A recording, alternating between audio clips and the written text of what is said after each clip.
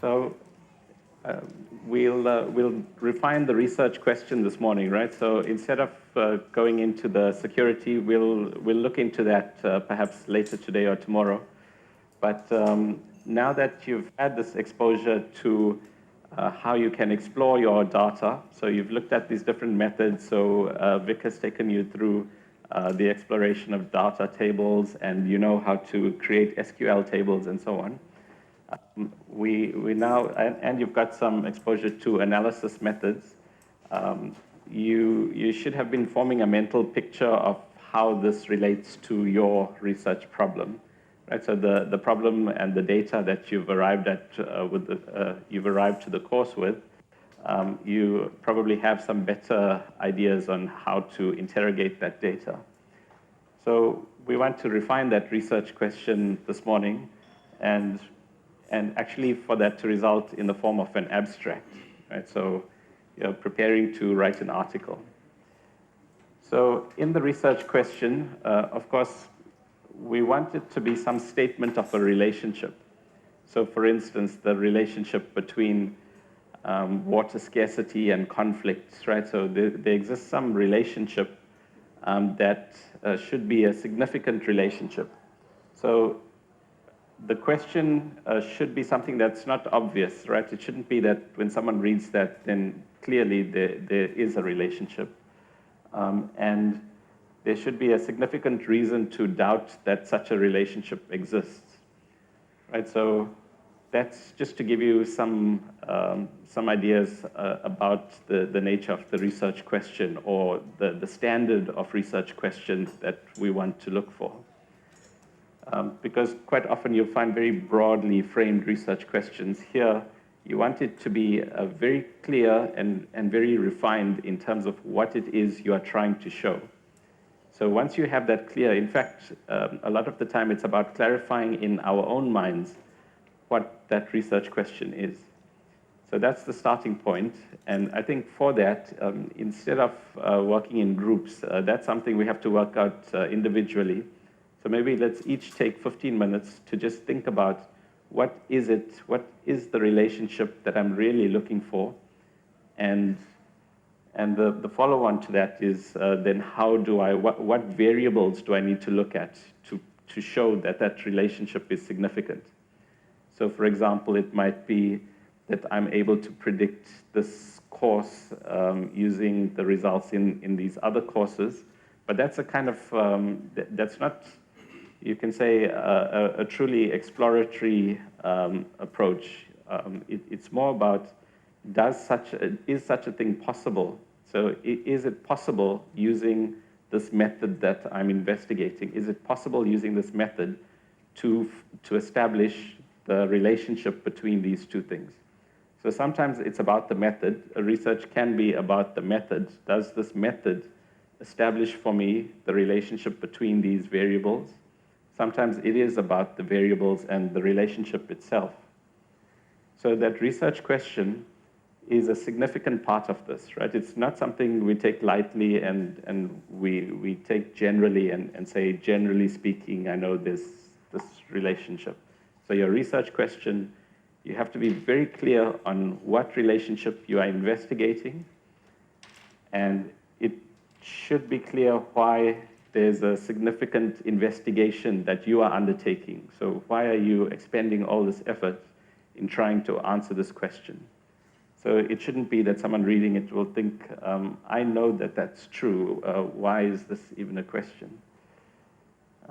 Not to say that such things are not useful, but let's really try in this course to look for a research question like that, right? A high standard research question. And then we want to frame that as an abstract. And I know we all want to be, we have our own styles and so on.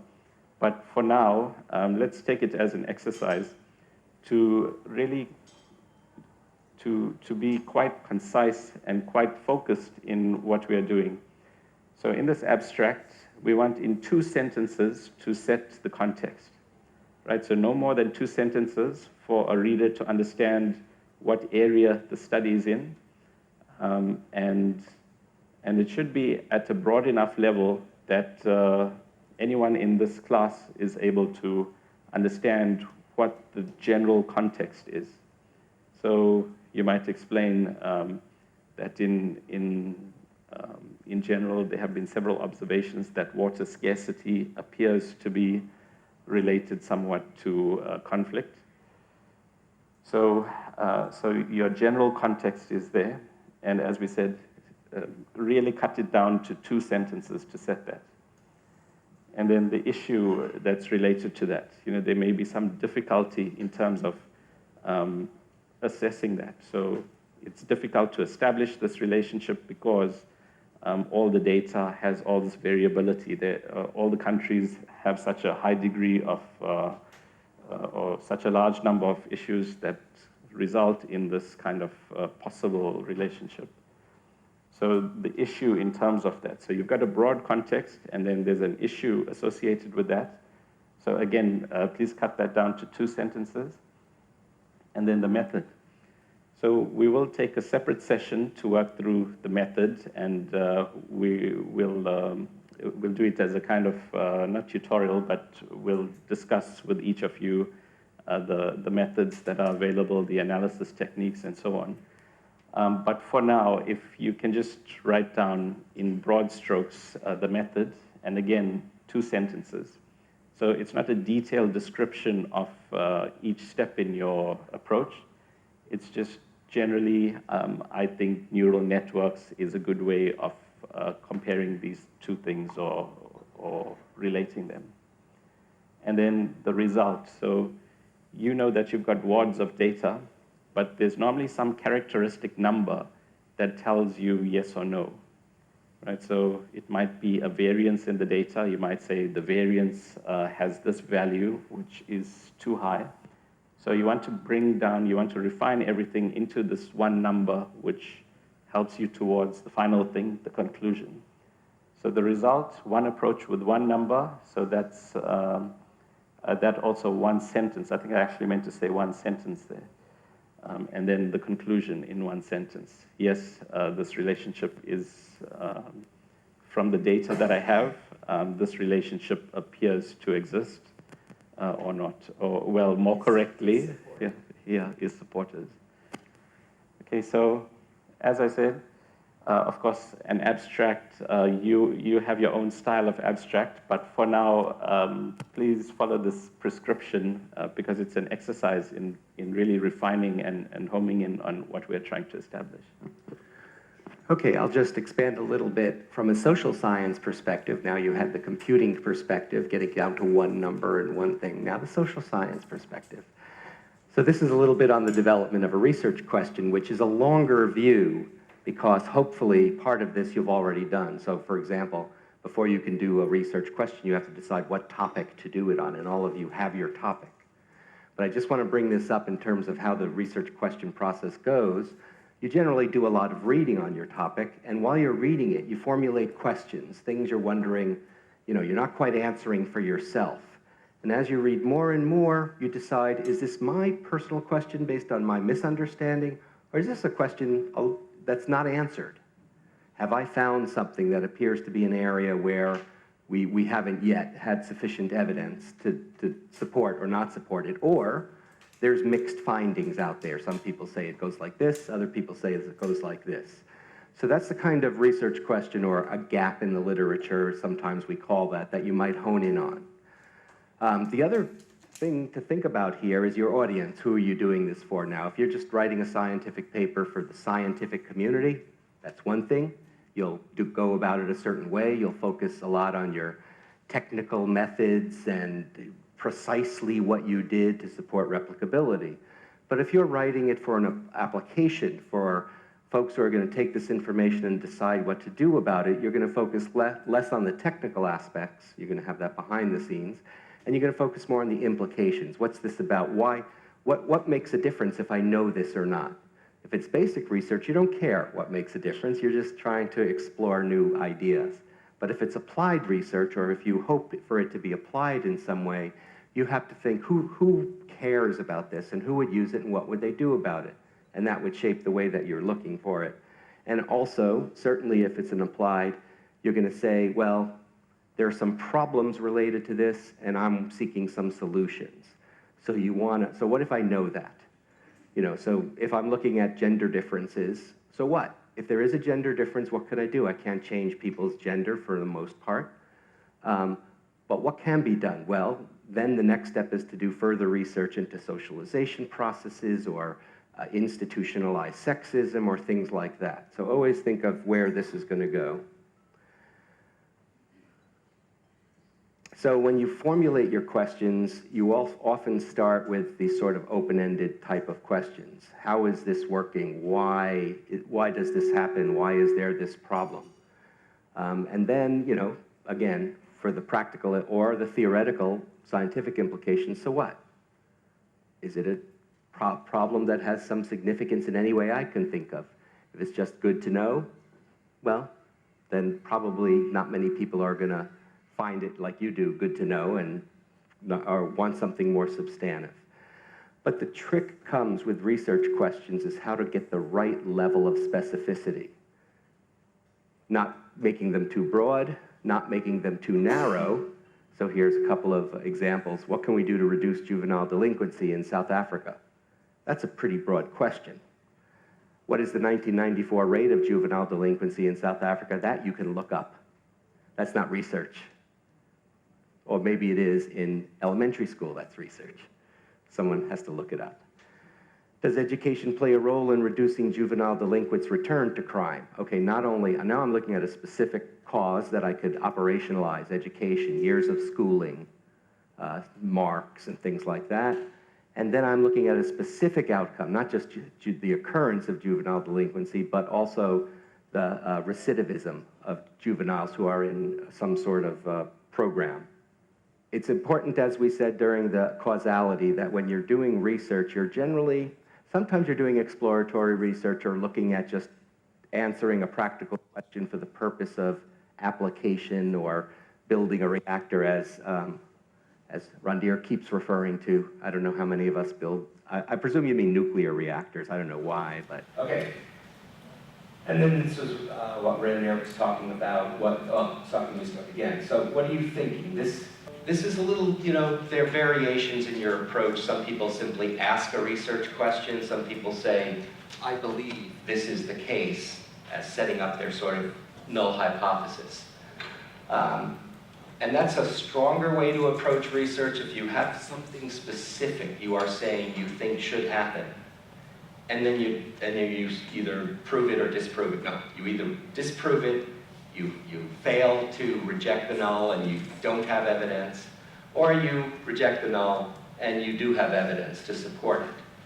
Because when you do this kind of work, the more you fish around, the more you're likely to find something. And the more error you're compounding in what you're looking at. So if you say, oh, my first thing didn't work, let me look for something else and look, and you're just going to find something by chance. Whereas if you put your initial eggs in the basket of, this is what I think will happen, and you find evidence supporting it or not supporting it, that's very strong. Because that's where you're saying, before I start messing around with compounding error, that's what I'm staking on. And then after that, usually it doesn't quite work like you thought it would, or there's something, then you can explore and say, well, didn't find out, but these data seem to suggest this, this, and this. Further research is needed. Because now you're just you're leaving things open to more chance. And then the other thing you think of is, this has to do with spuriousness, our new friend, spuriousness. Well, someone might come up with an alternative explanation and say, well, that's not because what you think is going on, but I've got an equally likely thing that would result in the same outcome. You're not taking into account this, there's something else that's causing both of them, or whatever. This is where the critical thinking part of research comes in. You have to try to think as best as you can of all the possible ways something could be affecting this. And if you're locked in your way of thinking about it, you won't be able to do that. And this is the most difficult part of science, if you will. It's critical of your own self and saying why the things I think, my governing variables, my set thinking may not be right, but I'm too stuck in it to think outside of that. And so for this, it's often best to talk to other people, to get other viewpoints, and so on. Anyway, so getting that question is like the key to doing effective research. Getting the right level question, it's relevant, it's interesting, it has implications for practice, it has implications for theory, and I have a sound basis of reasoning. Then you can start thinking of, okay, what data do I need? How am I going to operationalize this idea? So take any one idea, like climate change. How do you operationalize that? Or, well, what are your other ideas? Throw one out. Well, you used institutionalized sexism earlier. Yeah, how would you operationalize institutionalized sexism? What ways would you show evidence that it exists? That's pretty hard to do, and that suggests it's more of a general thing rather than the incidence of women being find the right word here, being called upon to conduct certain types of services and activities that get in the way of career progress. So the article I just was implicated in a couple of weeks ago was about how women academic staff have significantly more service that they're assigned or take on than male academic staff, with all sorts of other things being controlled. And those kinds of activities don't contribute to your career advancement because they don't count promotion and tenure. So anyway, so you got to think, well, how will I see that? How will I know it's the case? If you're working in certain areas, there are pretty well established ways to measure things like inflation or weather transformation and so on. But that's where you really get down to what are my variables going to be and what relationships do I expect there to be between my variables. And that determines what method you would want to use. We're using methods that are pretty flexible here. We've been shown 3 types of battery is running low. You've been shown 3 types of methods that are available here. I don't know why I'm working. I hate when other people do this. Why am I doing this? So here are some properties of good research questions. It's relevant. Of interest, addresses a gap in the literature, a gap in the knowledge. Manageable. Scope and scale is feasible. And most importantly, you can actually do it. You can actually have the resources, you have the data you need, you have the time you need, you have what you need to do to answer that question. And then, of course, where your data is coming from, whether you collect it or whether it's from an extant data source. Another property is substantial. And these are all judgments. Goes beyond what is already known, or in some cases, verifies what is known in another context or application. So what are you contributing? What's this adding to what's known or not known? And then the biggest problem, that it is both sufficiently focused and clear, and it's as simple as possible, but as complex as it needs to be. You know, there's this concept of parsimonious. Parsimonious means if you have 10 variables that explain something, you have 5 variables that explain it the same, the 5-variable solution is better.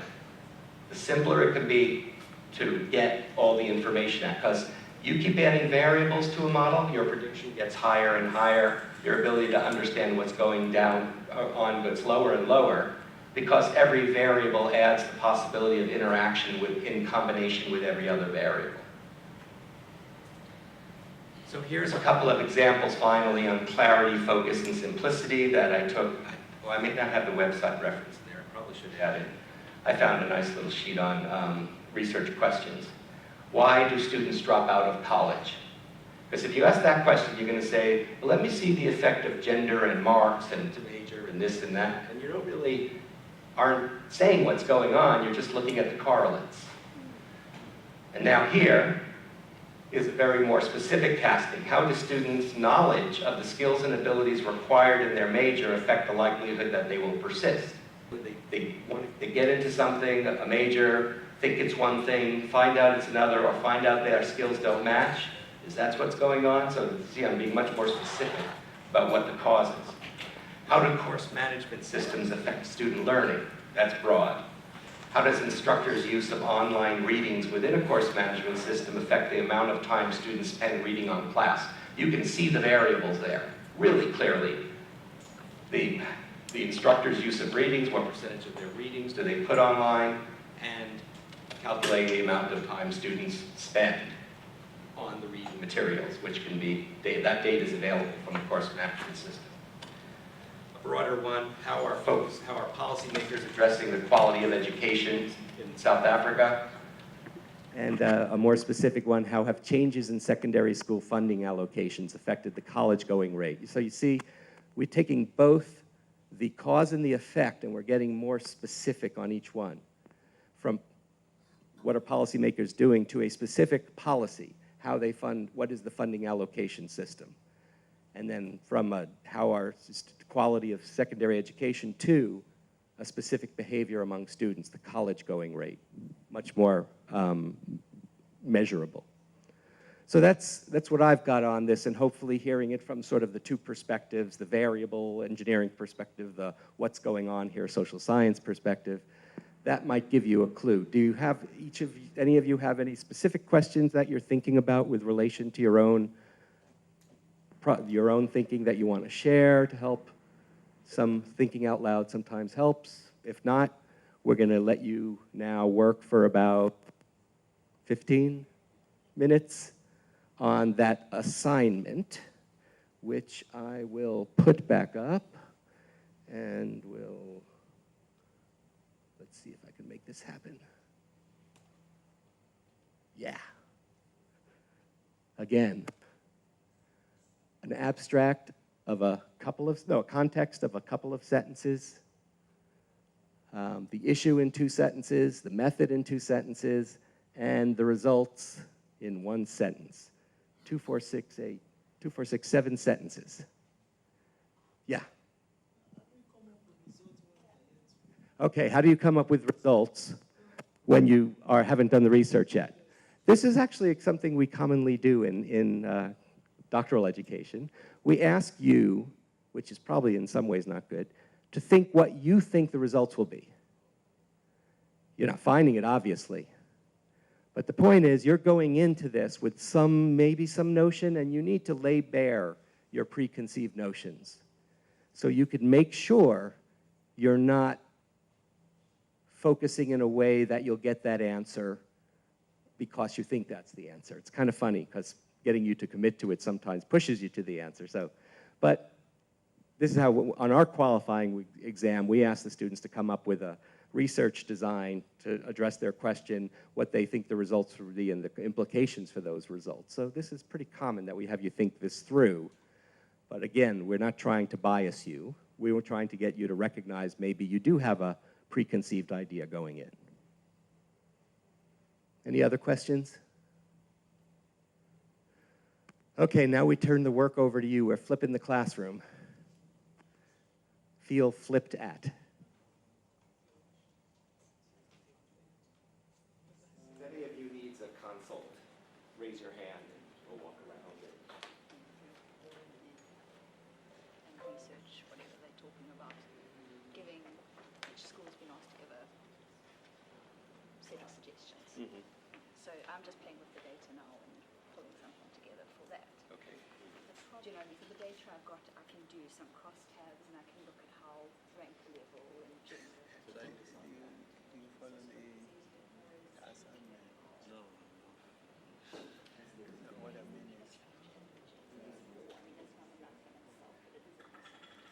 Right. It's you know, the qualitative behind what you're thinking is that you're doing fine.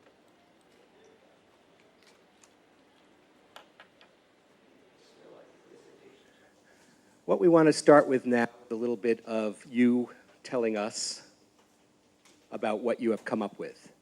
What are your, what is your quick story you have to tell us about your research based on this framework? We can start with volunteers, or we can do it the hard way. Do I have any volunteers? Yes, hold on. Let's get you on the microphone for this. okay, Mine is actually a mix-up of everything I just read up, right? Okay.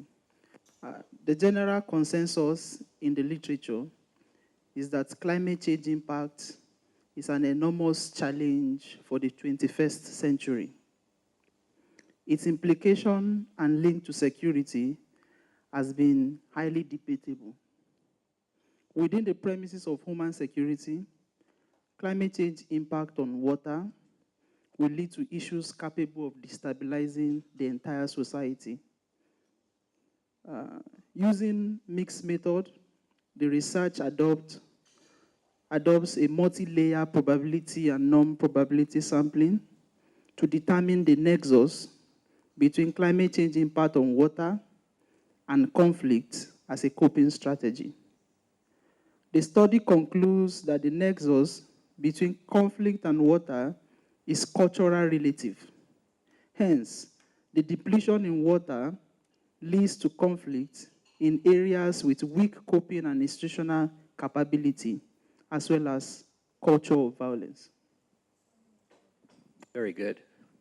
Okay, so within that, I'm going to take these stories and I'm going to kind of push the thinking to the next level. I'm going to need you to help me bring it back.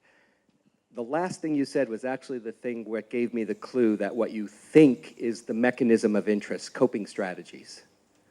So the idea that water availability, water quality, whatever it is, that's impacted by climate change will have a different effect in different places according to the coping strategies of the people within certain groups, right? So far I'm on target. So if we're trying to reduce this, you want to do a broad research with mixed methods and all that, but let's get to a very specific issue that you might be able to look at a relationship in this class if you have the available data. So you would need to have data about coping strategies, or maybe it's ability to cope. Let's make it a more unidimensional, as opposed to what type of coping strategies. What are your, how do you characterize coping strategies? Is it a style or is it kind of a quantity? Okay, so you have different styles. So you can identify the style of coping or the degree of a style in different places.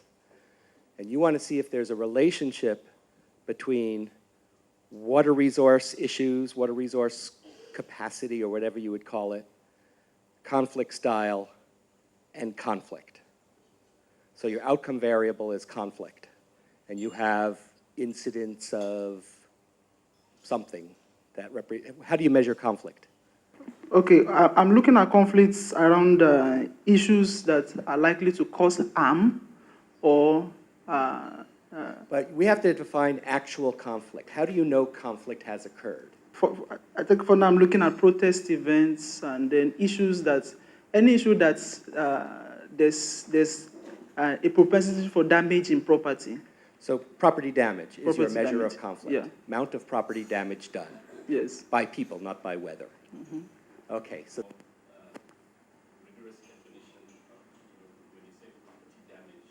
okay, where are you going to get the data from on property damage? Is that available record? Do the police or does the nation have an agency that records property damage? Okay. So I think first one has to define what that variable is, and then you look to see what's available. So for instance, property damage might be measured in terms of monetary value, and then you probably have to normalize it. So it might be, how many million rands of damage have been committed, and then probably per square meter or something like that, or per square kilometer. So you need to convert that variable into something that's, I don't want to say intrinsic, but you want to normalize it. Appropriate and relevant measure that distinguishes one case from another. So, Well, you want a variable that will mean the same when you consider a different region. So if you take the property damage in one region, the amount of damage may appear to be different just because the size of the regions may be different. but also the affluence, because property is worth less Yes. in less affluent regions. Yes. Property is worth more. So if you have some damage to University of KwaZulu-Natal, probably would be higher per square meter than damage to some area where there's like very few buildings and resources. So yeah, you got to think about what is this measure, what does it mean, and can I apply it fairly? You know, how would people shoot down my idea by saying, yeah, but that's not taking into account this, this, and this. Now, you also have to think about what's available. This is my conceptualization of conflict. I just quickly went into my work. I said conflict is conceptualized to include public unrest that leads to harm or capable of causing harm. Harm? Yes. Okay. So that's how I conceptualize conflict. I said... so arrests for certain types of infractions. Yes, public violence, protest, and the likes. I said it is not a situation involving a particular number. It's not necessarily a situation involving a particular number of deaths or the involvement of at least a state actor. And then my conception of conflict. But death would count as one. Yeah. It's a subset. It's not necessarily just, you know, when you look at conflict, the assumption is that there has to be death and the likes. But what I'm saying, I don't assume that, but that's okay. So what I'm saying here, that it does not necessarily involve death. Here I'm talking about violence, violent protests, riots, demonstrations, strike, and the likes. Right, and counting the number of them, you have to figure out how do you put those things together? What's the weighted amounts? But if you stick to something like arrests for battery, these different kinds of infractions that are officially recorded as reason for arrest. Mm-hmm. Battery, assault, property damage, maybe not property damage, you decide. So you can have those number of arrests, but then what Randhir says is you have to normalize it so that it's comparable between places that differ according to other characteristics that would affect the number of arrests but have nothing to do with conflict, like the number of people, the density, the population density, the affluence. So you have to think about how that measure becomes comparable. And you can't get the perfect solution. You're going to have to find among the things you have available what you can do to normalize that measure. Another example is when we have measures to compare, and maybe you guys don't do this in South Africa, you count research points, right? And does it make a difference whether it's in physics or history, it's the same measure? Or do they normalize history for the type of products historians have? Because, in the humanities, a book takes you several years to write. In physics, you can churn out 5 or 6 articles a year in peer-reviewed journals. It's just the nature of the work. You do a little piece, you add a little piece, and so on. So they do what they called field normalization, and they count the points and they normalize it on the discipline. So for historians, the measures count differently than for physicians. No, for physicists. Physicians is yet another thing, more like physicists than like historians. So do you know what we're saying about this normalization? Okay. So what affects it? It's going to have to be something. Your dependent variables are a combination or interaction between water availability, water issues, and it particularly would have to be water issues affected by climate change, right? Or, because there could be other water issues, but what is that? I mean, we find out every year when they say, no, they used to call it global warming, right? And then they found people were misunderstanding that because we were getting colder weather in the winter and hotter weather in the summer. What do you mean? On average, we're doing just fine. Nothing's changing. It's the extremes of the weather that it's affecting. So it's more, how do you you can't necessarily directly link the water issue with the climate change, right? You can, actually. You can? Yeah. How can you do that? For the general knowledge as related to climate change is that it has to be change in climate over time. Yeah. And the central point we are looking at is the variation in temperature as well as rainfall. Right. This is one of the things with climate change, the difference between the climatologist and the weather person. Yeah. The weather person is doing a very different kind of look at changes. And the climate person is doing the long time look at changes. And it's hard to take the two apart and say, which is it that affected the water here? Is it the short-term weather or the long-term weather? And there may be a view that long-term weather is doing it, but it's not a proven view. It's a debatable view. The whole thing about climate change is a debatable view. But the point is to look at it on that ground, you look at the trend. Yeah. The trend over time. And you can look at that, but you won't be able to establish a direct link between that and whatever measure of water you're using to characterize the problems of water that are affecting conflict. You can't take away the climate part of it, the weather part of it. It's hard to do that. So some of these things in research you just can't deal with. You have to say, okay, I acknowledge it could be this or this in this case, but we do know that the water issue is leading to conflict, or we've established that relationship. Then to get that other relationship, we'd have to focus on different things. Water is your starting point. Everything that happened to cause the water change is exogenous to your study. It's outside your study. And you're not dealing with that. And you could talk about it, but you can't say you've found anything about it. What you can do is water, and how are you going to measure water issue? Is it annual rainfall?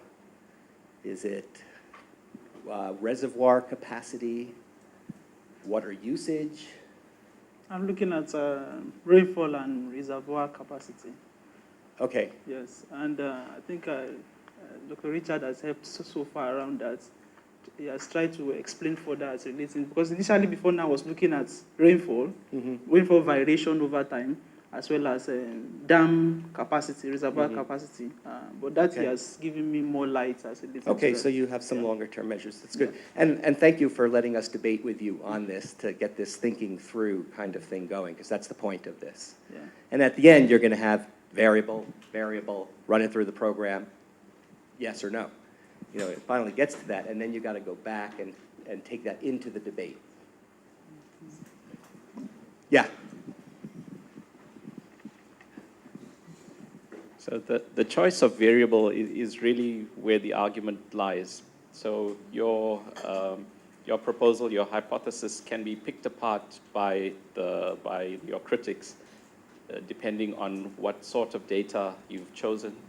And sometimes even if you have the right types of data, how you've interpreted it. And I'm not even yet talking about analysis. I'm just talking about how you normalize those variables that can determine whether you've posed your data in the right way. So it is what you've said, just to emphasize that it is that choice of data, the choice of variables, and how you've treated those variables that can support or dismantle your argument. It also depends what data you have available. You know, if you just don't have data available that relates to that issue, then that research may not be feasible. Right? It may not be a tractable problem if you don't have that data, at least in this framework of data science and analysis. You may be able to say qualitative things, but whether you can provide concrete arguments based on data, that depends on whether such data is available. And creating the variables is actually a part of the process. It's you can say related to the creative process of model development, but definitely it's a significant part of the work. So sometimes you'll find papers where they've kind of waved their hands and made statements using some data, but you are often thinking, yes, but I know that when I take this into this context, it all changes and all these arguments don't hold. And that's because possibly that author hasn't normalized the variables or hasn't created the right types of variables. I'll give you an example of a study that my research assistants are working on right now and giving me the results they find from each analysis, and I'm going back and forth with them. And it sounds simple to begin with. We want to see if the prospects of your future earnings, based on what you're majoring in, affects the likelihood that you will take out loans, student loans. So we get these stories where people take out, for us, $100,000, so 13,000 Rand, and they're a philosophy major. What are their earnings prospects? Not great. If you take out that much loans and you're a medical doctor, no problem paying that back. So it depends, and we want to know, are students taking that into account? And so we're looking at, here's the major students are in, here's the earnings prospects for that major. Does that influence how much loans they'll take? We know other things that will influence the loan. The unmet need, their need that we calculate how much it's going to cost, how much they should have available from family, and the difference is the unmet need. Yeah, that's highly related to the loans. Factors of, there are some racial factors that have to do with loans. In America, African Americans are more likely to take out loans than Asian people and Hispanics. So there's some cultural differences. We know that in the Muslim culture, you don't take out loans from anybody who's making money off the loan. And so, unfortunately, I don't have religion as a variable. We're not allowed to collect that. But these things affect it. And I want to see, does their prospects? And we're getting no significant results on prospects. Doesn't matter. Well, one of the questions is, how are we measuring that? And so we're saying the average salary for a person majoring in this major 5 years after they finish is X. Well, how is that determined? And all these questions go into it because we have to basically say, we have shown that earnings prospects do not influence loan taking as we are measuring it. That's our big caveat. So someone else can say, well, that wasn't a very good way to measure it. Here's a better way. We know it's not a great way to measure it because there's so much variation. Even though the average psychology major ends up making this much, which, by the way, is about a 35th percentile, some other studies I've done. We don't know, there's a lot of variation, and that psychology major may go to law grad school. We do law and medicine postgraduate. So they may completely change it by where they go to grad school. Anyway, so it's those arguments. Okay, we've beaten that one. We won't beat further ones as much because we've gotten a lot of points. Who else wants to share with us their research story? Okay. Existing policy in South Africa is driving the development of renewable sources of transport fuel. The government is currently promoting the use of unproductive arable land for the cultivation of biofuel crops under rain-fed conditions. However, the suitability of land in the former homelands to grow biofuel crops such as sugarcane, grain, sorghum, and soybean is not clear. Maps showing where these crops can be grown by smallholder or emerging farmers are therefore required for planning purposes. The approach taken in this study involved the identification of site factors that strongly influence crop growth and survival, such as those related to water and temperature stress. A multiple regression model was developed based on a neural network approach to quantify model parameters. The model was run at a national level, which showed that currently unproductive land in the former homeland areas is best suited to grow sorghum compared to other potential biofuel crops.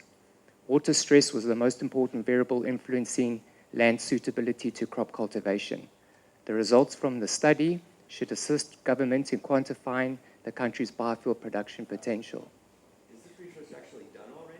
No. It is. No. Great, okay. So you are pretty clear that you have a multiple regression model, and so you have predictors and an outcome, and the predictors have to do with water stress, the conditions of the land. And how do you normalize that? They're just numbers that quantify. Right, but per square meter, per catchment. Per catchment. Yeah, okay. so we've divided the country into 5,800 catchments. So we do the analysis per catchment. Do we know that these measures act the same way on the different types of catchments? That is the question that we need to determine. Okay, so one of the possible unspecified variables here have to do with the characteristics of the catchment, or can we specify? We think that the importance of each parameter will actually vary spatially. So some areas water stress will be more important in others compared to, say, temperature stress. Okay, but we don't know why or what other features to look for. So like elevation changes, soil composition. So in the past, the approach was to take simple site factors such as rainfall, temperature, altitude, soil depth, slope into consideration. But we think that approach is too simplistic. So what we've done now is we've run a crop yield model for each of those catchments. And the output from the crop model will be used to determine whether we should. It's sort of a propensity approach. So you're Yeah. predicting the output, and then Yes. you'll see is that output affected by those key dependent variables? It is, but it's a more holistic approach running the crop model because it takes into account not only the rainfall or the climate, but also the soils Right. and Sure. the storage of soil moisture as well as the crop growth parameters. Sure. I know this issue in the context of doing the type of applied regressions I do, having to do with, oh, I had it, I lost it. Well, it's model specification, obviously, but when you use like an instrument, the question is how much the instrument, like crop yield, is related to the predictors, that the same predictors you're using for the output of key interest, the production of sorghum or whatever these, like, do you translate that in a certain way? A factor in the model, multicollinearity. Yes. A factor in the model is related to the other predictors that are predicting the outcome of interest.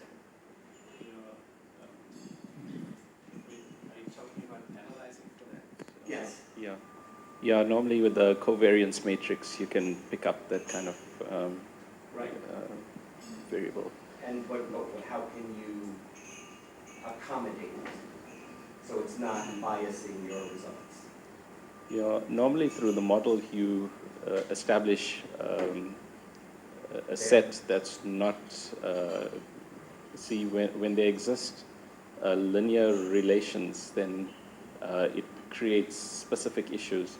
So you normally propose a model in a way that it doesn't contain linear dependence. So you try and avoid that codependence. Right. So- But that's actual linear dependence where one is sort of a subset of, has aspects of the other. This is more tight relationship, tight association, not necessarily linear dependence. Yeah. Well, you could simply create that variable. So if you've got A that depends on X and then B that depends on X, then you create the functions A of X and B of X, and then X becomes the variable in the model. Yeah. We look at the variance inflation factors, and if they're too high, we say we've got too much multicollinearity and try to fix it another way. But yeah, that's interesting because the way you're treating the holistic normalization kind of process may be masking the effect because it's related to the effect of the other variables on the outcome.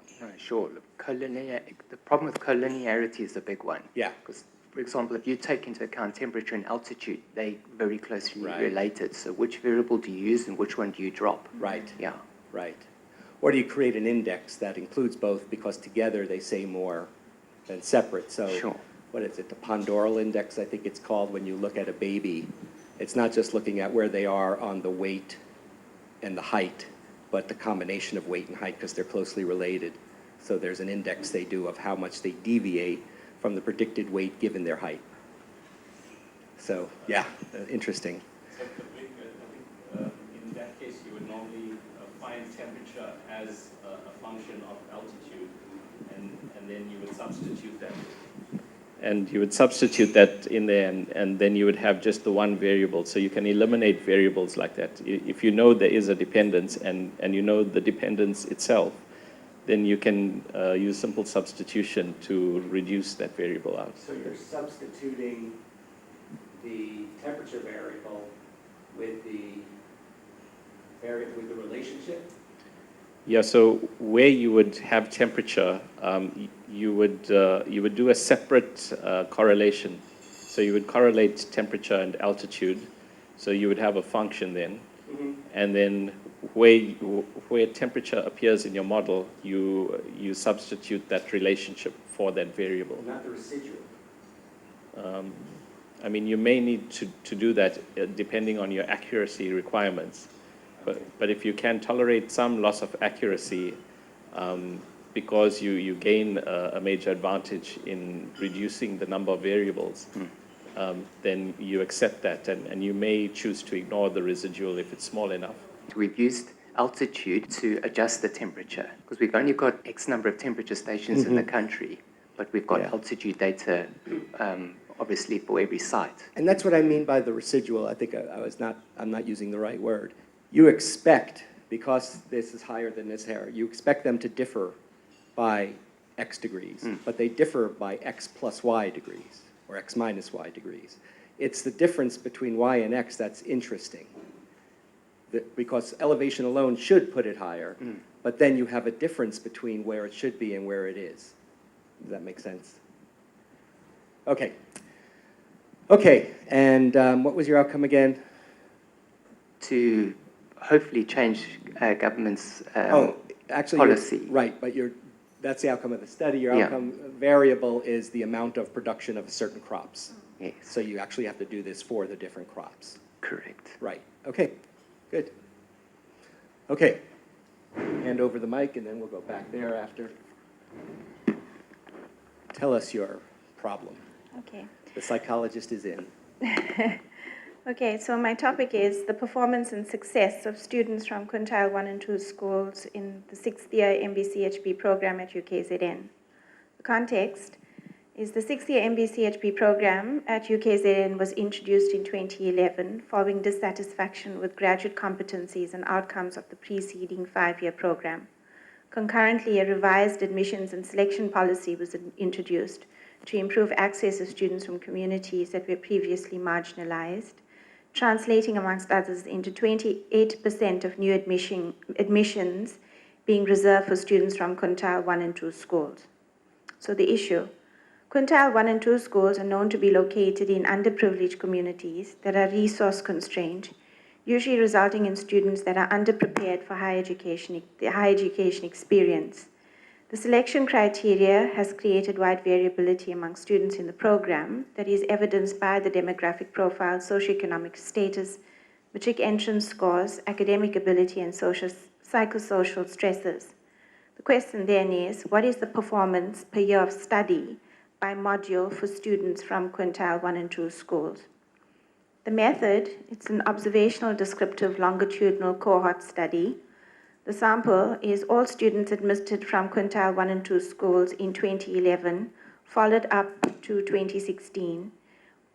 We identified from the institutional database and data for demographic profile, socioeconomic profile, matric entrance points, and module performance were accessed.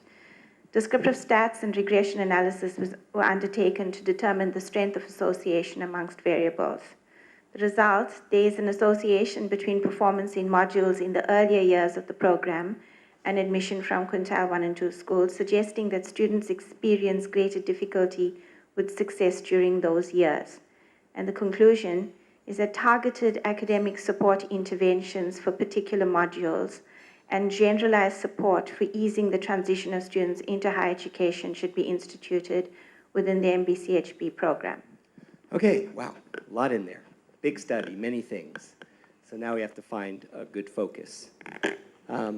So you're saying the quintile 1 and 2 schools, students coming from there, not academically prepared, not culturally prepared, lots of reasons. They come here, adding to the variability, which is making it difficult for them.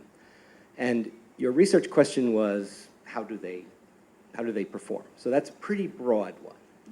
So to make this treatable, we want to know, let's go to your proposed solution.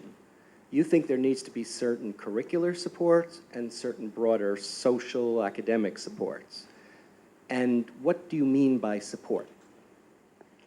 Okay, so we have the academic support programs that are offered by the university is the academic development program, where we have academic development officers that that support students in terms of generalized academic learning skills, for instance, like study skills and note-taking and all of those things. But in particular, in our programs, we have tutor-based support, where we have sessional professional doctors that come in and provide support to students that are underperforming or in need of success. Yeah. And what is that support? So that is like one-to-one tutoring. So tutoring. Yeah. So you believe that by having professionals who probably aren't from the same background. No, they are. Okay. Okay. Wanted to establish that. Right. And so we're thinking something about the need to have people who come from where they came from, support them to help them transition. So if I was focusing on that little thing, I would say, how does the background of the tutor affect the improved performance of this type of student? Okay. Right. So I really narrowed it down, all these things you're looking at, to one dependent variable affecting one outcome variable. So would that not be stage 2 of the study, though? Because we still need to look at performance first and then go back to the support. Stage 1 is descriptive, it's not a study. Okay. It's part of the study, but it's not the research part where you're sciencing what's causing what. It's where you're trying to establish the prevalence, the shape, and the nature. You could say that's research. It is research. I'm not going to deny that that's not research. But we're trying to get you a little beyond that here to say, before you do that research, you have to think of where you're going with this. Because what often happens as higher ed is we show there's a demographic difference, and so we throw a support at it, which does no good because either there's self-selection going on or the people doing it don't really understand, they're not the right people doing it. So we're setting you up to make sure that you're going towards a place where you actually have the type of solution you're capable of doing in mind in this kind of applied research. So that once you establish, yes, I mean, I know that what you found, we found that already. We know students from lower quintile schools generally do poorly when they hit the university, particularly in the first years. Those who survive, when you get to the 4th year, there tends to be little or no difference. But that's the nature of weeding out. So now we're saying, okay, that's kind of, that part we know and we're going to confirm it, make sure we're dealing with it. But really what we want to know is what can we do about it? Yeah. And so therefore, it would be great if we had that kind of, you probably don't have that data right now anyway. No. But maybe you do have data on how you provide the supports. Something about differences, variation in the way you provide the support now, time of day, day of week, availability of support for them while they take the support, childcare, food, whatever it is. You already have variation in the support that you can study. Right. And maybe have data about that. Okay. All right. No, that's great, because I think we know that we're providing this support in the later years, in years 4 to 6. That's the clinical years. But in fact, it might be inappropriately placed at the moment. In fact, we should actually move them. Yeah. Well, I suppose that's what the study might show. Right. You'd have to stop doing it to find out if that's true. Yeah. The other thing is, you're just studying the population of interest. You may want to include people from other populations too, to know if there's a difference. Classic thing. Why do students drop out of college? So we go and we ask the dropouts. Were you having a problem with finances? Were you having a problem with family issues, management? And they say, yeah, and we say, oh, that's the reason. Well, ask the people who didn't drop out and see if they have the same problems, and you might find they do. Yeah. So it's not that the problems differ, it's how they handle the problems that differ. That's right. So that's why you often need to make sure you're comparing your target population with other populations to see if it's a target population specific problem. Okay. Yeah, I thought about that, and then I thought, oh my goodness, we'd never finish the study. No, I mean, if you're collecting data, yes, but if it's extant data, that's no problem. throwing in the other population. Certainly during the descriptive part, Yeah. you got to compare them. Yeah, no, that's right. I think I can do that easily for that. It's the nuance that you've just added.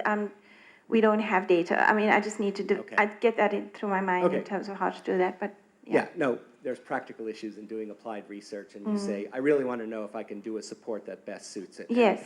And then you might want to compare different types of support. So let's try tutoring, one-on-one tutoring by a person of the same background versus life skills coaching by people who are trained for life skills coaching. That's the latest thing in the US. There are companies and you buy them and they support one-on-one life skills coaching with your students.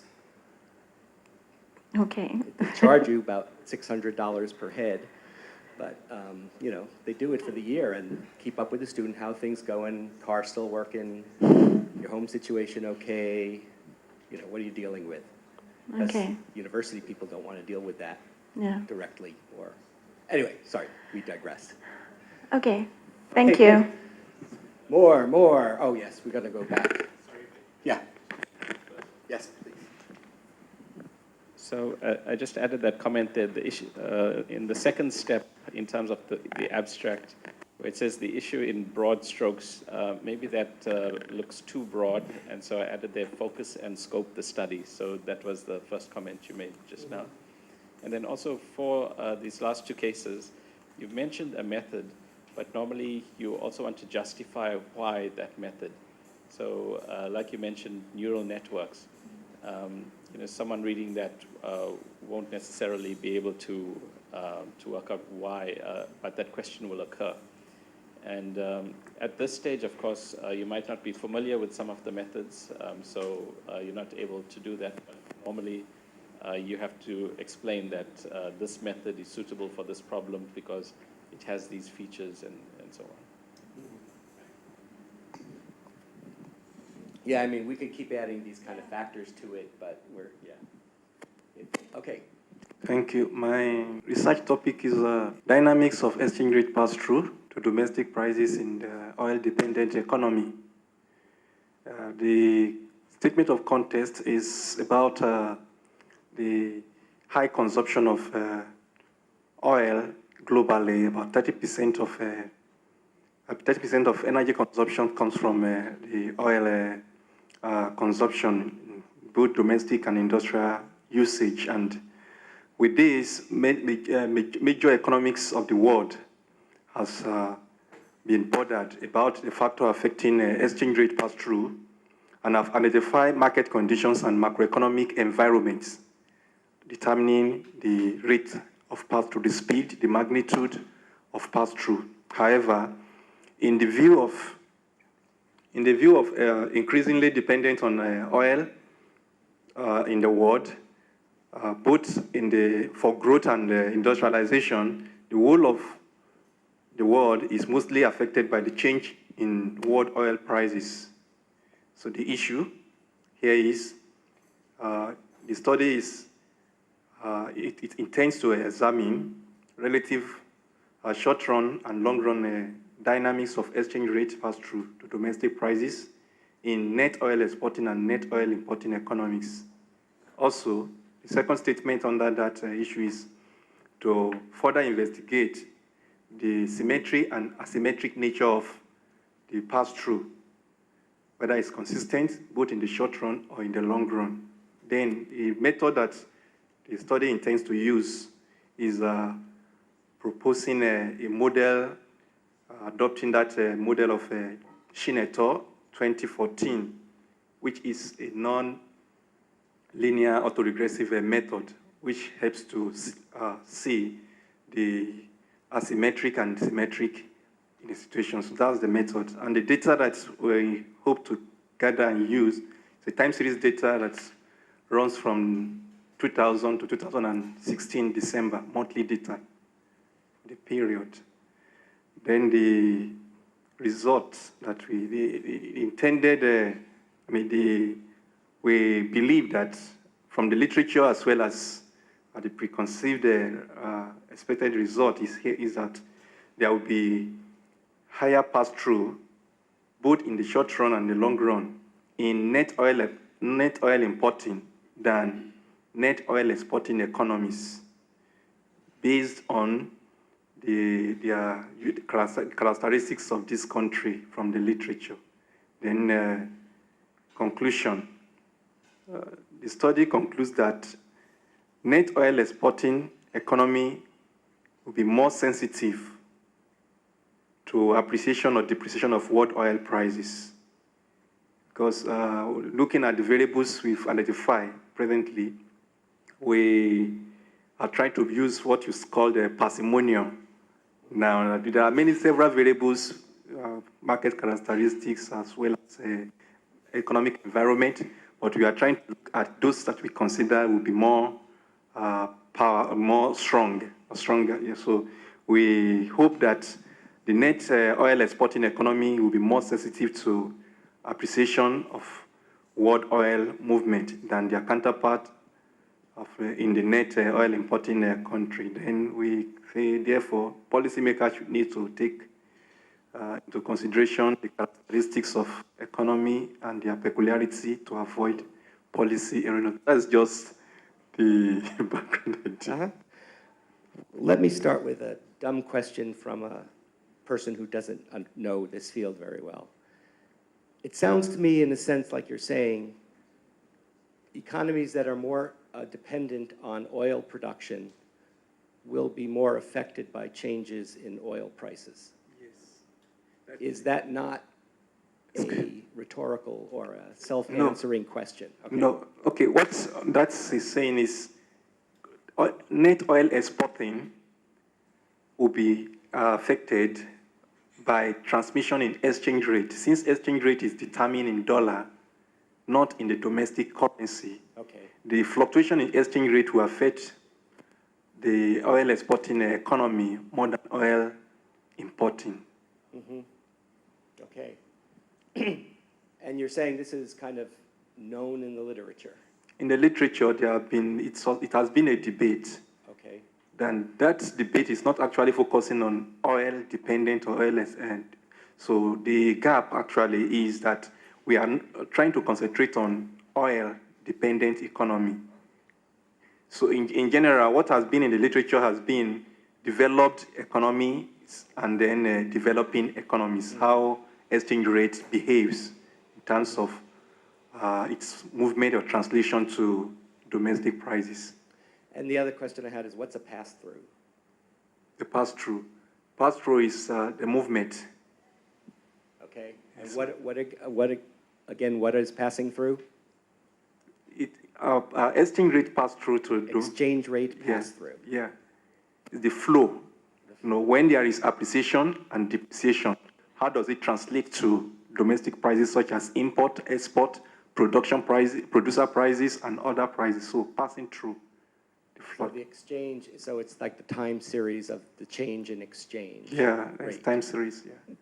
Okay, and so it's a complex thing because it'll cycle, be affected by politics, but you don't care what affects the exchange rate. Yeah. You just want to know, once affected, yes, how does that affect certain types of countries versus other types of countries in relation to their sensitivity to net oil exporting?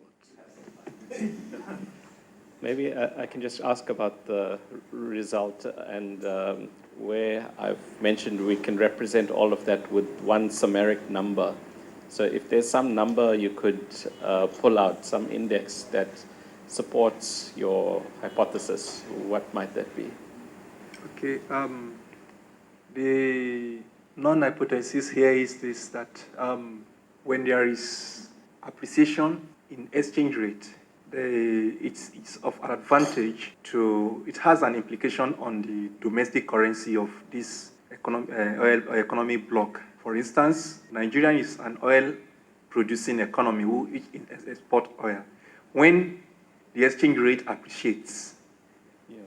So if we were to summarize that with one number, okay, what we could do is look at the gradient, the rate of change of the output variable to appreciation.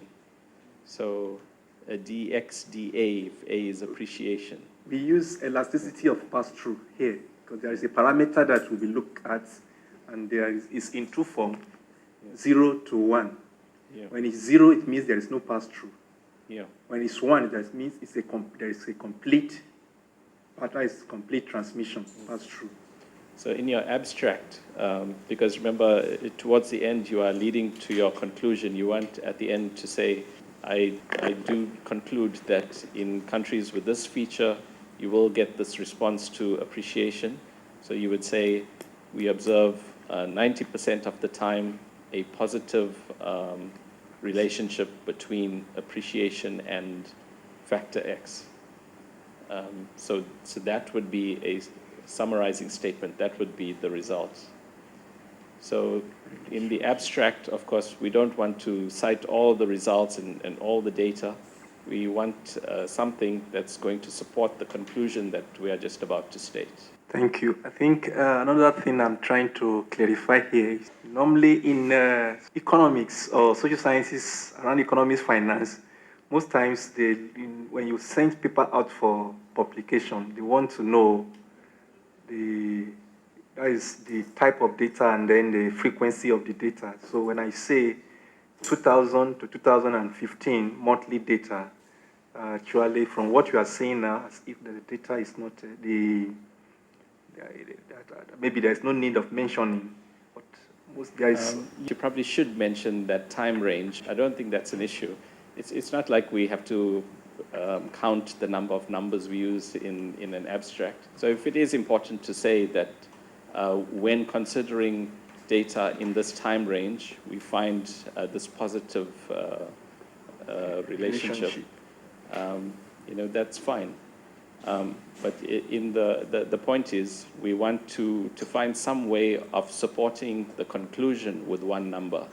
The fact that there might be other numbers in there is incidental. Oh, okay. Okay. One other thing about that red flag ticked in my mind with your study is you talked about a non-linear autoregressive model. And I think one thing I took away from Randhir's talk is you do everything you can to turn it into a linear model before you consider a nonlinear model. If you found a linear model that performed as well as the nonlinear model, you would be making a contribution to the literature. Because it's much more, the nonlinear is much more complicated. The linear model is much more robust. Is that a good way to put it? So Randhir was giving us techniques for turning nonlinear into linear if we could express the form of the relationship formulaically, and we just put the elements of the formula as the data rather than the raw data. Okay. All right. I want to find out, is it possible, looking at a nonlinear equation on the model I have already, that probably maybe by differencing it or Well, I think you are log referring transformation, to I don't know. what we talked about yesterday was finding a linear form of an equation. Linearization of an equation, which means finding an approximation to a nonlinear equation, is a different field. So you can, if you have an inherently nonlinear thing and you can find no linear form for it, okay, it's not about whether or not you can find a linear form. If you have any nonlinear form, you can linearize it. So you can say, in this region, close to this instant in time, the linear form has these features. So you can talk about a local linearization. But that's not what we were actually talking about. In terms of what Vic was referring to, if you can find a way to take your nonlinear form and find a linearized version of it, then you can explore features and you are able to analyze that model much more easily. In fact, if you can do something like that, and if in that field it's being analyzed in a nonlinear way and you find a linear form, that in itself is a publishable thing. You could, so your whole abstract could be just about that. That's how significant that can be. But in your case, it's a similar comment to Kerry's work, where we were talking about the time series. And that if you look at whatever it is you're modeling, if you've got some variable x, and if instead of trying to capture the whole of the xt profile, right, the whole time series, if instead you find the rules that govern x, so the relationship between x and other state variables, that is much better than trying to fit a whole time series. But I think that's what you were saying, right? That you are trying to... Parsimonial.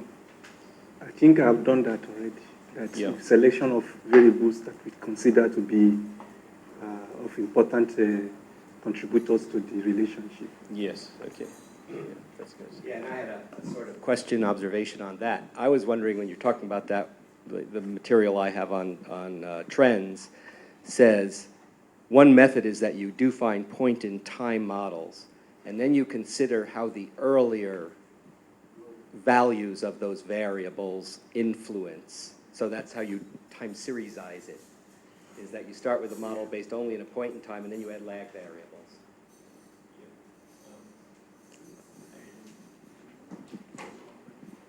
Looking at the trend does mean, when you take the gradient at a point, so if you've chosen some instant in time and you are considering the rate of change of your variable in that time, you definitely, you don't just look from that instant to the next time instant. The calculation of that rate of change is dependent on the prior values as well. You might be meaning, what about the history, right? That's still talking about locally, that's still talking about in that instant, what is that rate of change? So that rate of change is influenced also by the values prior to that instant. But I'm not clear. Not just the values of the variable, but the actual factors. Yeah. So the value of the variable at point x affects point x plus 1, but so do the things operating on it affect it, not just how they are at time 2, how they were at time 1. Yeah. So in fact, that's what we really want to get to, because the rate of change of the variable of interest may depend on the other variables, the other state variables, which have their own values at that same instant. Right. Okay. There may also be a history effect. It might be that there's a time lag, and so I think that's also something you were referring to. So that's a different thing, but there are ways to analyze for that as well. Okay, thank you. Anyone else want to go through this process? Or what time is it? Are we 11:45? I'm working on using the social exclusion and capabilities approach. Yeah, it's that little thing. Yeah, social exclusion and capabilities approach on poverty reduction among persons with hearing impairment in Nigeria. And these are just the highlights. Well, I mean, in terms of context, poverty has been a major issue confronting the human race for decades. In spite of this, efforts at poverty reduction have not had any substantial result on the poor, as majority of poor in sub-Saharan Africa, and Nigeria in particular, still lives in poverty and deprivation. The fact that poverty and disability is a vicious cycle has been established. Then the issue is successive administration in Nigeria have implemented diverse poverty reduction policies through programs, but this has not resulted in any substantial reduction in poverty, as majority still lives in hunger and deprivation. Then I went to the fact that persons with disabilities are most affected. Then the method is qualitative method, using non-probability approach. I'm using the purposive sampling method for this. And the result I'm getting now is persons with disability are not effectively or adequately involved in the process of formulation, implementation, and evaluation of poverty reduction policies and programs. Because policymakers continue to perceive disability issues from charity rather than human rights angle. And the conclusion is that poverty reduction interventions have not achieved any substantial result in Nigeria, because persons with disabilities are excluded from the policy or program development process. But due to widespread perception of disability as a charity rather than human rights issue by policymakers. Okay. Some words I have problems with here, but again, it's about the outcome of poverty and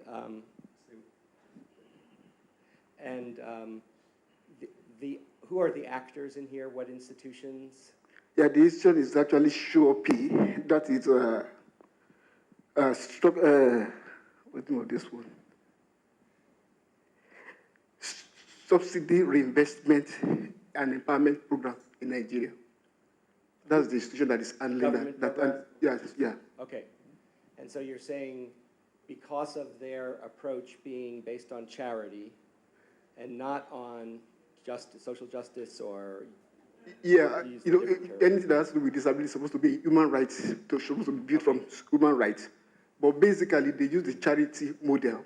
Okay, where it's a charity model versus a human rights model. Yeah, human rights model, and you're saying the failure of the programs in the past have been because they have a charity model and they should, as opposed to a human rights model. Human rights model, yeah. How do you know the difference between a charity model? What distinguishes a charity model from a human rights model? Okay, the charity model is based on the fact that it's based on pity. Okay. These people, they have a challenge, let us assist them. But from the human rights perspective, we say that mainstreaming them into the process of developing policies or program is their rights and not a matter of pity. So one of the quantifiable variables is the inclusion of the target population in the formulation of policy and program. Yeah, yeah. So one could possibly look at ways of collecting data on the degree to which there was input, or there never has been input, so we don't know what it will be like if there is input. Are there examples of where the human rights approach is taken? Yeah, the issue is that this approach is being projected by the disability community, basically. However, when you look at this particular program that was implemented, they were actually represented. Okay. In fact, about 45% of persons with disabilities were actually made to participate in that program. But what I am more interested in is the process, not the end product. Right. Yeah. Well, but and I'm saying, how do you measure the process? How do you measure the inclusion of these voices in the process of... Yeah, that is what the method I'm using is to actually conduct an interview with policymakers, the people that actually formulated that policy, then the people that were the beneficiaries themselves, the degree to which they were involved when they were planning this particular program or policy, and how they were involved in the implementation and even the evaluation of the policy process from formulation to implementation and evaluation, yeah. And you said you were going to do this qualitatively because you're doing interviews. Yeah. That's what you meant. Yeah. Okay, but when you actually examine the relationships, you are going to quantify. You're going to, I presume, you will actually then say, you know, these people expressed their participation more or less. Here are people who said they participated a lot. Here are people who said they didn't participate at all. Yeah. So you have a measure of the difference among people according to how much they participated. Then you hopefully have a measure of how much they benefited. Yeah. So you basically can look at the relationship between participation and benefit. So that's a simple part of it, right? I'm just looking at X and Y. Okay. The question with process is, what are the factors that were related to how much they benefit? They participated. Yeah. So that, you know, yeah, you could do that qualitatively once you establish that the empirical relationship that you're basing this on exists. Okay. And so that's one way, is to sort of use quantitative to show, yes, this does exist. Yeah. And then qualitative to explore the potential reasons or the potential things that differentiate the people who did participate more and did participate less. Okay. But you could quantify those too. Well, basically, I don't want to go to quantitative. I'm just using the qualitative approach. And if you look at the outcome, especially whether I'm not really examining or investigating the program per se, I'm just investigating the participation of the people in the Right. in the program. You know, as we say, quantitative shows you that or what, and qualitative shows you why. Yeah. You cannot do the why if you don't have the what. So you need to actually establish evidence that this relationship exists before you can do it. Now, you know, if other people have established it, The reason is that when they formulated a committee to actually do the implementation of this program, they brought in persons with disabilities to come on the committee. But if you look at it from, superficially, you assume that there's that kind of participation that is very strong. right, But by the time you look at the process, it was not as if when they were designing, they brought them in. The idea was the program had been designed, it was in the process of implementation, and person with disability came out and said, no, we were never involved. yeah, So they now brought them and they allowed them to be part of the committee. Now, if somebody is looking at it from outside, you assume that, this was actually inclusive. But by the time you now begin to, that's where I actually came up with the idea of the fact that there was participation along the line. But if you look at the policy process from the implementation, from the design to the implementation on to the evaluation, then that's where we are not going to see where whether that's, what do I call it, the participation was actually inclusive from the onset to the end. right. Yeah, no, not certainly. You do that and examine it with the process qualitatively. Okay. But you do have to substantiate that there's a good reason for doing it because the people who actually did experience participation actually benefited more. Those who didn't did not benefit more. Okay. Although, well, we can get into a lot of all those here. You know, the people who actually benefited may not necessarily be the ones who, the people who participated may be responsible for the benefit of other people who didn't participate. Tricky as to whether you're looking at it sort of as a repeated measures, person to person, person input to person output, or people involved in constructing a policy made for a better policy, which then benefited people regardless of whether they were the ones who participated in it. Okay. So that's a little tricky in terms of the design choices you need to make. The other thing I think of with yours is what we call implementation fidelity. What? Implementation fidelity. Okay. It is a framework. Usually folks in the health fields know this well, which there are various versions of it, but it basically looks at things like adherence. Did you follow the process like you were supposed to follow the process? Resources. Do you have the right people trained the right way to do it? What's the word? Anyway, participation, that's the word. It's a very simple one. Whether the people who were supposed to participate actually did participate, like you say. They were sitting there, but they didn't participate versus they actually engaged in the participation. And then there's the one, it was at the right people. So that there are these frameworks of implementation fidelity that give you a way of establishing how you measure the process that you might want to look at. Implementation fidelity. And I gave you my recollection, I'm not getting it exactly right, of the Duane and Schneider model, but there are several ways. There's a whole literature out there on implementation fidelity. Okay. So you could look at that. Okay, we need someone on this side of the room. So the first year of study at university can be viewed as the litmus test for persistence in higher education. At UKZN, there's a high attrition rate of first-year students from the health science programs. This may be due to many factors, including difficulty with integrating into the academic and social life of the institution. At UKZN, this is compounded by having many first-generation students and those from poorly resourced quintile 1 and 2 schools.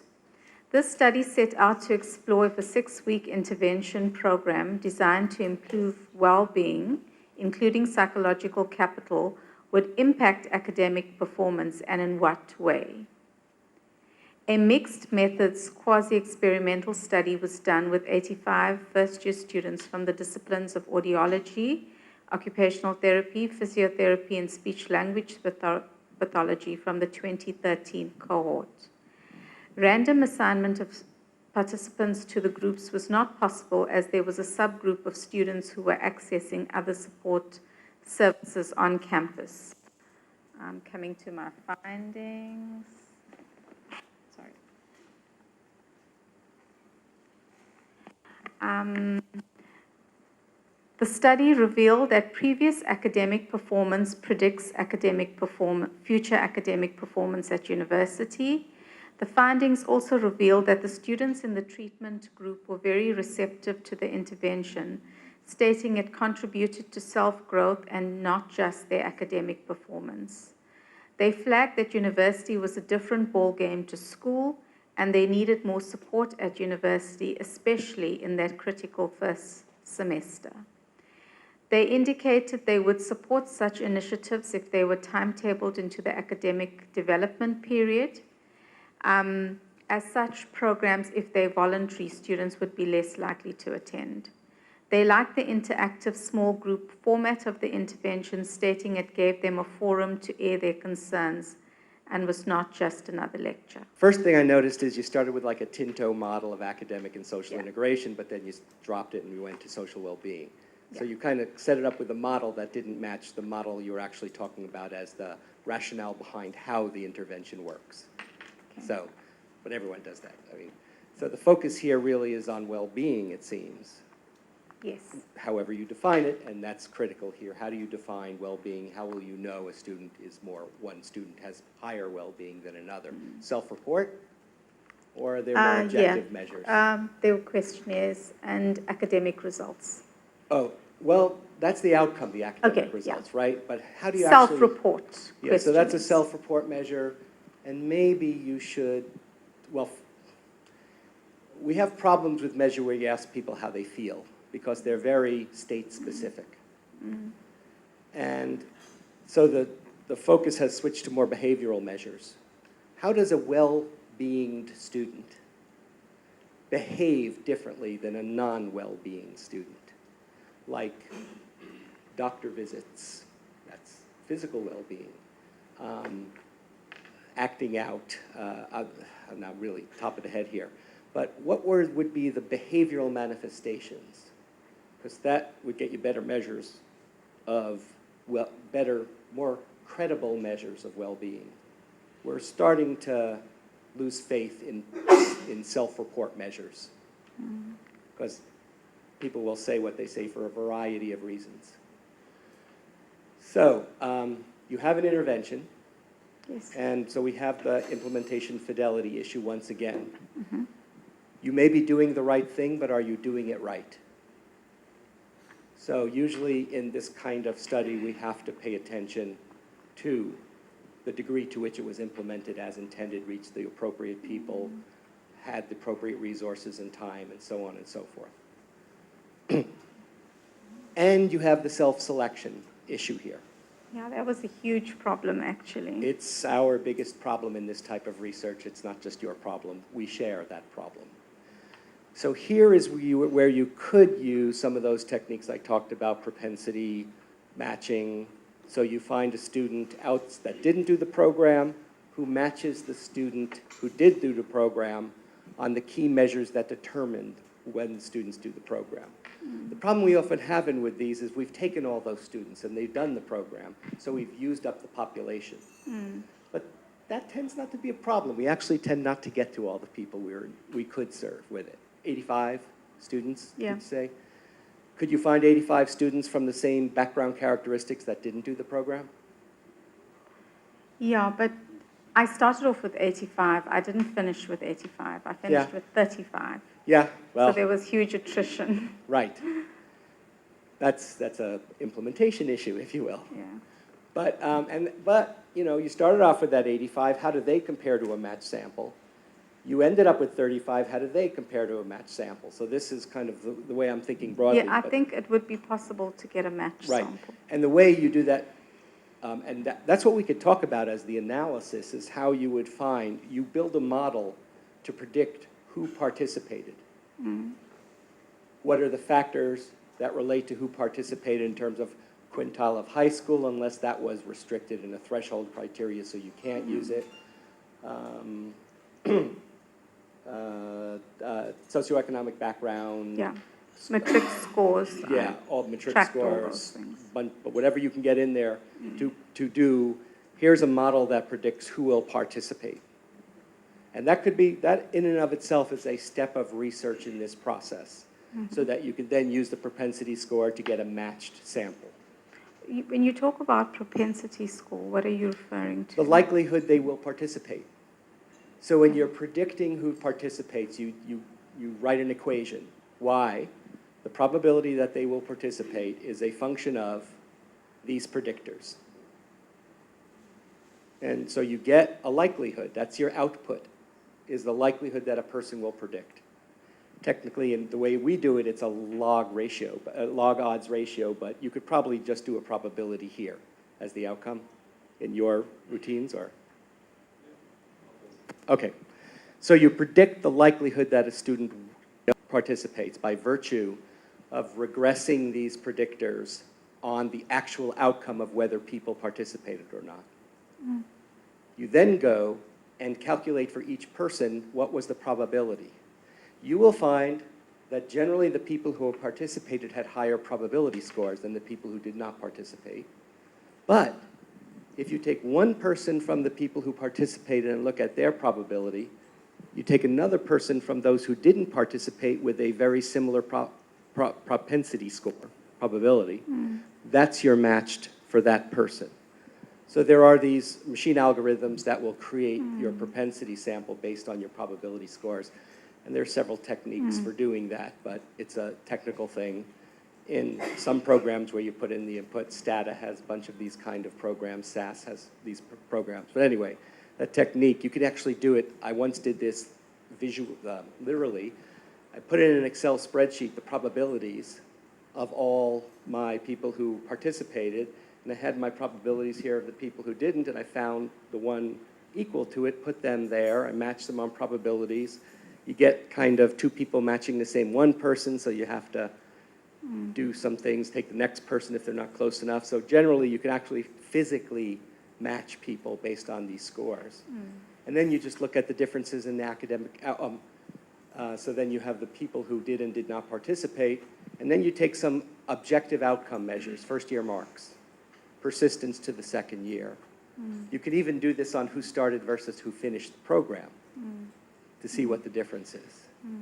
And so once you match them, you're just looking simply at the straight-ahead differences. So that's what comes to my mind at that piece of that study. You can use it other pieces. You have any thoughts on this one? Well, maybe just in terms of reporting the final result as a significance in terms of the difference in those two groups. So even if the questionnaire is qualitative, still you have some impression. You can group them in some way, such as positive about this factor or not. And then you have the number of people in those groups. I'm not sure how you get a variance out of that, though. Yeah, it was a mixed method study, so the final numbers were too small to show the significance. Even if there was a difference, the power was not sufficient. Of the 35 people who Yeah. completed the program Yeah. as compared to everyone else? Yeah, so it's 35 combined between the experiment and the control group. So it wasn't a very big difference. So my supervisor recommended forefronting the qualitative aspects of the study. There are ways to take limited data like 35 total. It would be better if you had 35 in each group. And doing simple things like sign tests, which are how many positive, how many negative in the two groups to see if there's a difference. It's a smaller, you can show a difference like that with a smaller number than you can with. Sorry, what is that test So again? a sign test. Wilcoxon. I'm not sure if I have the right one. Yeah. It's a non-parametric method. Yes. And it basically divides the people into a positive outcome and a negative outcome into two groups. So you take two groups and you say, how many of them had good marks and bad marks? And then did they have good marks? Each one gets a 1 or a 0. They're in this quadrant, this group, good marks, this group, bad marks, this group, good marks, this group, bad marks.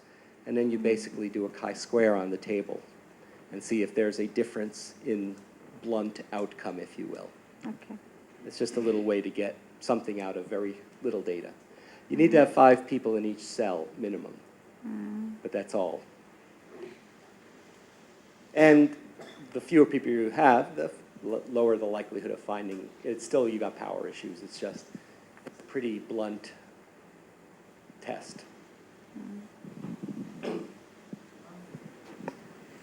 So it's a comment for your paper and also the previous one, which is that increasingly there is an expectation that you will do some quantitative analysis of your in supporting your argument. And this is not just in this, even in fields that are quite technically oriented, that requirement is also increasing. So, for instance, even in chemistry and physics, formerly it was sufficient to show some model or some data and describe some conclusion to that. But now, even in a technical area like that, there's a requirement, there's a growing requirement that you do statistical analysis of those results. So if it's qualitative, always it's possible to create another argument which refutes that. Whereas with quantitative, it's support that is much more defensible. Of course, it depends how you've constructed that quantitative argument, but it's more defensible than relying just on the qualitative. In terms of the previous paper, in fact, the poverty versus policy, right? So you had two countries with different policies. So yeah, his paper. You're missing your feedback. So you had two policies, and they had different effects on poverty, right? And the variables, you had kept it at a qualitative level. And when you do that, it's left open to argument that if you are saying, well, it's this policy that has caused this poverty to persist, someone could easily say, well, actually, it's because of these other factors that this poverty persists and not the policy. So it is, if you do want to make a persuasive and longer-lasting argument, then the work of doing the quantitative analysis is important. And in that already, it is possible to create variables. So a policy and a lack of a policy, that is a variable, because it's not a kind of variable that we've been talking about, but the fact that you have policy A and this group has policy B, that is a variable. You can in fact talk about true and false. If you really want a value there that's true and false, but probably it's more like an ordinal variable. So like Vic talked about the other day, ordinal variable. So you've got policy types, and then if you have some measure of poverty, you can, well, you probably need multiple measures of poverty. So it must be possible to quantify that poverty level and then map those against the ordinal values and show there's a significant influence or not. There are not two policies, only one. Only one policy, not two. Right, but you're looking at policies that involve participation versus policies that did not. So it's an implementation difference or a characteristic, but the same thing holds. Basically, it's a dichotomous variable. It's either true or false, 1 or 0. And there are lots of techniques. In fact, in regression, a dichotomous variable is a valid predictor. You could just have on the right side of your equation, for those of us who still are in right and left side, you can have dichotomous variables. Gender, 1, 0, is a predictor that has the properties needed for even ordinary least squares regression. If your outcome is dichotomous, that's a different story. You can't use ordinary least squares regression. You have to use logit regression, something based on a maximum likelihood estimator. And actually, you transform the variable into something by taking the log odds, which won't go into here. But anyway, you can do that. But I think that major point was, I know I came out of psychology. I'm in education. In education, there's a very large contingent of people who focus in qualitative studies. I have the Handbook of Qualitative Research on my shelf just to keep those people comfortable in my office. But we in psychology think you can always categorize, you can always develop scales. There are ways that you could evince quantitative related things to the qualitative concepts you have. Heck, we measure self-esteem. If we can measure self-esteem, you can measure personality characteristics, you can quantify anything. Use that. Like, in order to also have a better grasp of it, it's like it may not be in that kind of, saying rating. I mean, like 1, 2, 3, 4 scales. Mm-hmm. Like saying 1, 2, 3, 4 scales. What I have been able to do is to now, when you are conducting the interview, you're not looking at the level at which they were brought in to participate. One, let us say they decide to call a stakeholder meeting, that they now invited them to come. After that stakeholders meeting, they now decide to form a committee. Were you involved in the process of this committee formation? Did you participate in that? So maybe in terms of what you are saying, and maybe you will have wanted me to maybe assign maybe a kind of scale to, okay, when you do this, but it's similar to what I'm doing, but just that I didn't do it the way you are talking about, but it's going to be part of what I'm going to be bringing up from my studies, Okay, yeah. And so another concept is the rubric concept. So you can say, how do you recognize whether a student has done effective problem solving? And so people get together who are in this area, because usually problem solving characteristics are discipline specific, and they say, well, if they show that they have a complete mastery of the issues going into the problem, and that's high level problem solving. And then they have degradations, and these rubrics will have the trait and then the levels of sophistication on that. And they'll come up with kind of a description of what it looks like if a person is at mastery. What if it looks like if a person is at whatever the next level down, and novice. And so they'll define the level in terms of normative judgment of what that means to them. And then they can use that rubric to assign a number from 1 through 4, 1 through 5, and so on. So there are more and more ways to be able to take judgment and turn it into a quantitative thing. And you're not doing that to make a science out of it. You're doing that for supportive evidence that goes with it. Just like when you have a numerical finding that students from different quantile schools have averaged different marks the first year, then you will find some cases and give them as anecdotes to support that argument, or that wasn't a good one for anecdotes. But sometimes we use quantitative data to give examples of what the quantitative data mean.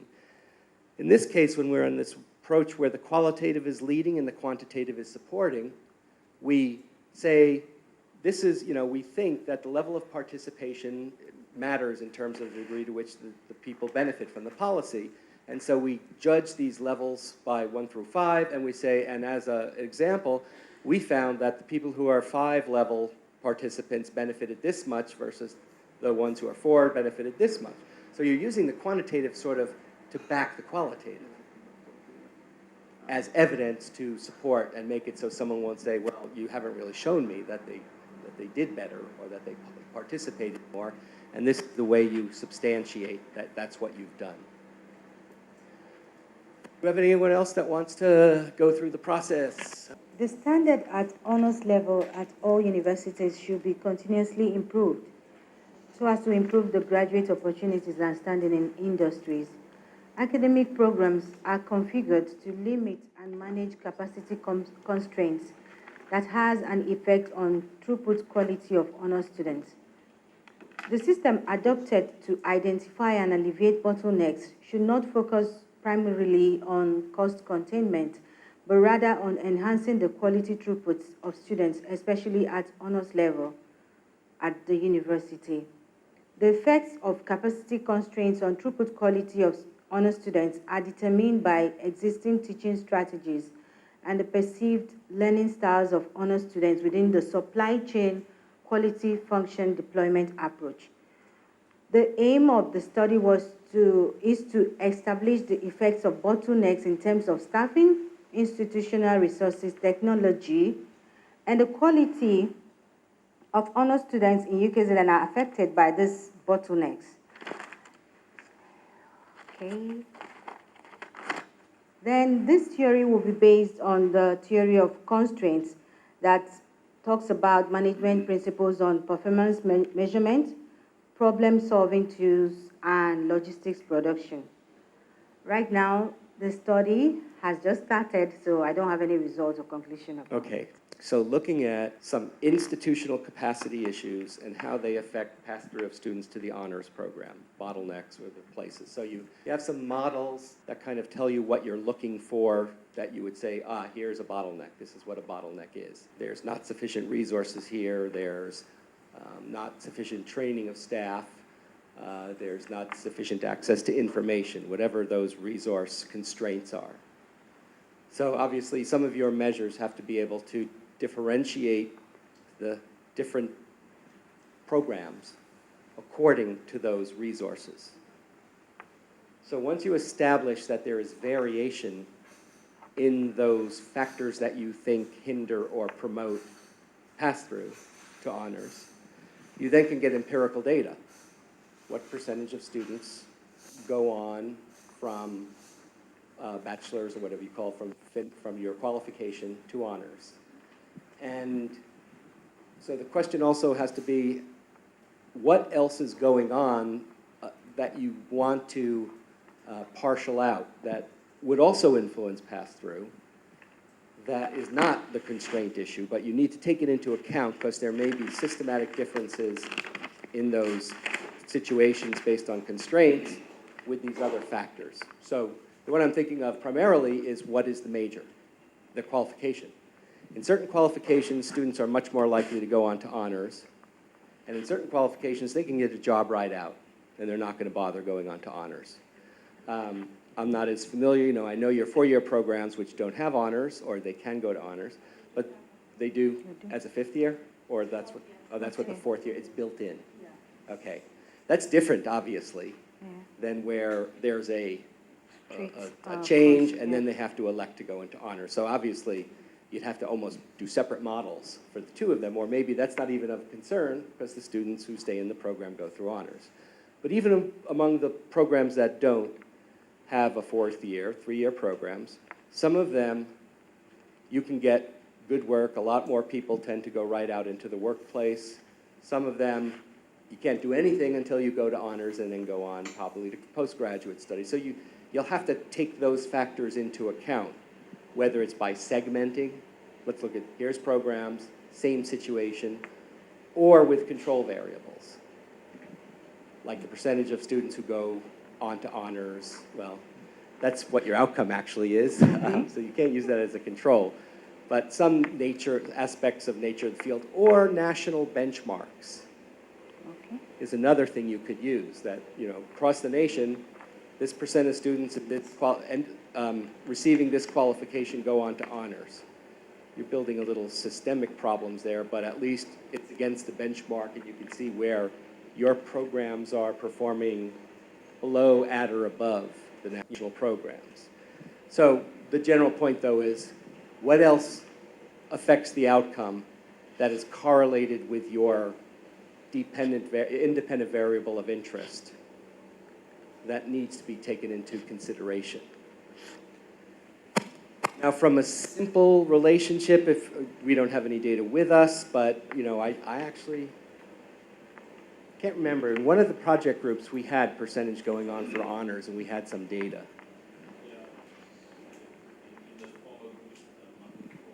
Right.